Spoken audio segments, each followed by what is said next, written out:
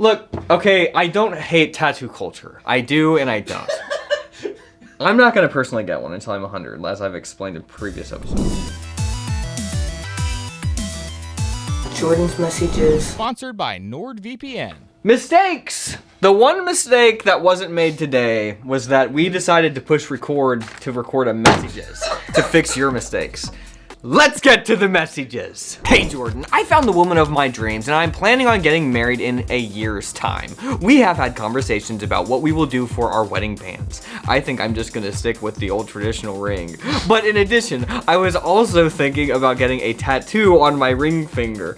Do you think this is a good idea? It would help me when I'm at work. What is she like a massage therapist or something? What? But you know, they have to take their rings off, I'm assuming, when they're digging into your back. Well, I think a lot of people, if they have like work jobs, they don't want it to get hooked on something. You ever heard about that thing where something gets hooked on the ring and just rips your finger right off? I have, Josh. This is a family channel though. Let's tone it down with the rhetoric. Do you think this is a good idea? It would help me when I'm at work, but I also have the thought, what if something was to happen to her? Would that become a painful reminder on my hand and hinder me from moving on? P.S. I hope fingers crossed. For the way this person writes, it's funny to me. P.S. I hope fingers crossed we live a long and wonderful life and that I kick the bucket first. Don't we all? Not that you, but that the man always hopes that they'd go first. But then they don't want to because they want to protect. But then if the wife died first and they feel like they didn't protect. None of that just made sense, but it's thoughts that happen in the middle of the night when you wake up. Okay, so I'm assuming they're talking about getting a tattoo of a ring You probably just on their finger. around the finger. Okay, if you're gonna do that, I want you to fully commit and make it that nasty tattoo green. Fully embrace that, okay? Because that's the most honest way to get a tattoo. Is that a? I always assumed that's just the color the tattoo turned when the skin got infected. No, I think that's like, that was like the old school ink. You know, that's like okay. the Vietnam ink. Okay. We're talking about, you know, nowadays, yeah, I mean, you can do a lot of incredible things. Yeah. And it doesn't change colors. Okay. I mean, it fades, but it's not gonna change colors. I've watched every season of Tattoo, what's it called? Ink Master. Look, okay, I don't hate tattoo culture. I do and I don't.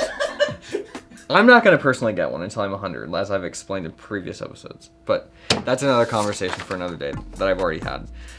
So, okay, personally, I don't think that you should get the tattoo ring. I think that is kind of cringy.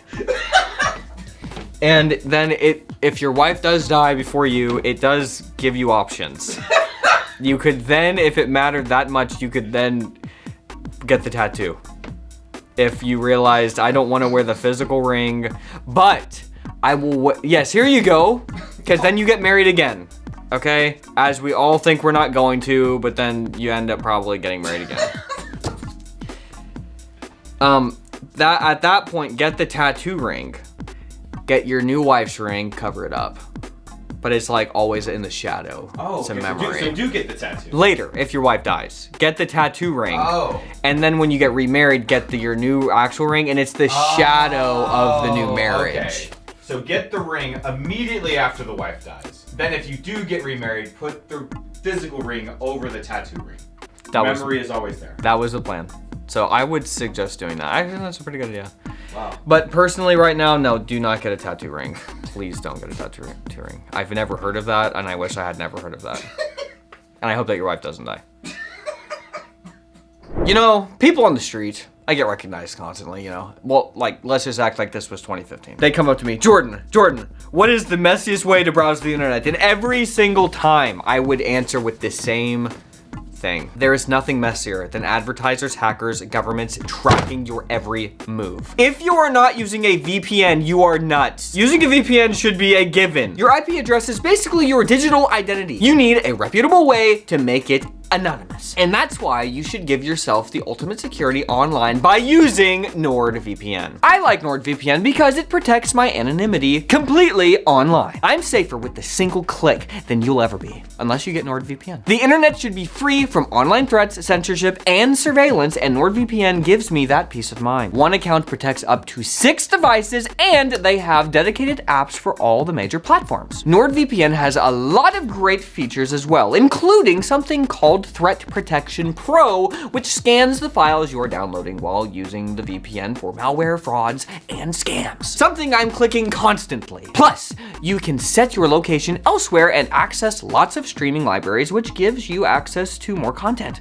Very helpful for somebody like me who is trying to learn French. You shouldn't sacrifice speed when using a VPN, and that's why NordVPN is the fastest VPN on this planet. Everyone should be using a VPN at this point, honestly. The one we like the most is NordVPN. Come on. They've been friends of the channel for a while, and I'm a subscriber even when they aren't sponsoring the channel. Go to nordvpn.com/cow to get an exclusive deal plus 4 additional months with a huge discount. It's risk-free with Nord's 30-day money-back guarantee. That's nordvpn.com/cow. Now! Let's get back to the messages. Hey Jordan, I got married a few months back and life has gone by fast. I feel ready not start a family soon, but my husband doesn't. I feel ready not start. I feel ready to start? Yeah, probably.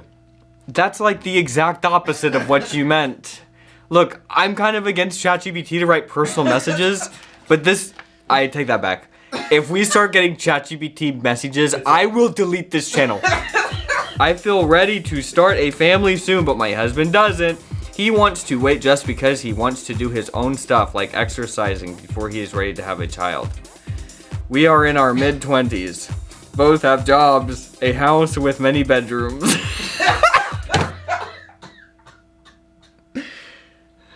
Shit, that was the most saddest. A car and are very stable financially. He often says he feel like there is missing something in our home, and when I say baby, he agrees. But whenever I bring it up, he tells me he wants to achieve his own personal goals first.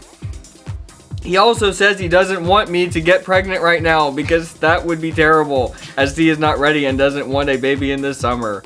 However, I just found out that I am most likely pregnant because of a mistake we did.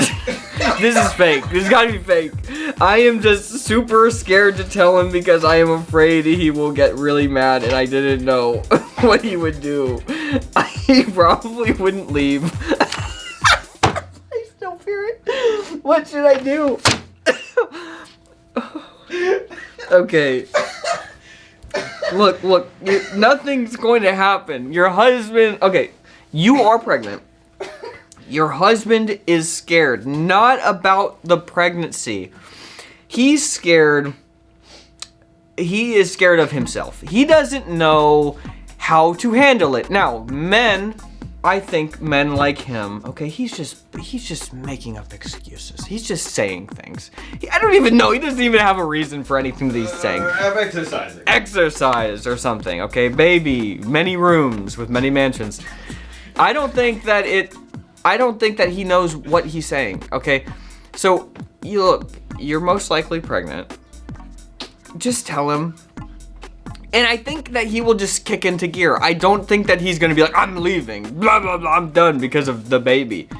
I think that he was just scared of things, and then once the reality sets in, and then all of a sudden, you can lollygag a lot, doing a lot of nothing, and then as soon as the deadline for your research paper comes up the next day, all of a sudden you're like superhuman, and you're like, if I could do this every day, I would be God, almost. And then, at that point, you realize once you have a baby, that energy fades, at some point, but like you are amazed at how resilient you actually truly are. And I think that he'll surprise himself. So I would just go ahead and tell him, and don't be scared. Maybe buy him some dumbbells for his father gift or whatever. There you go. I don't know. The baby bought you some running gear. The baby got you some running beer. What? Running gear, not beer. We do not talk about that on this channel.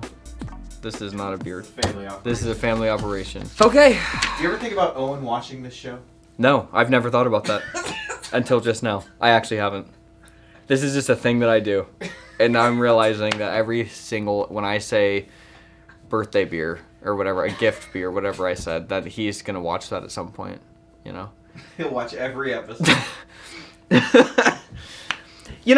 Sometimes you gotta think, wow, if somehow I died tragically. What? That's a lot of content. I have given so much advice. He could go on, you know, he's 25 years old, his relationship is falling apart. He's like, what's going on?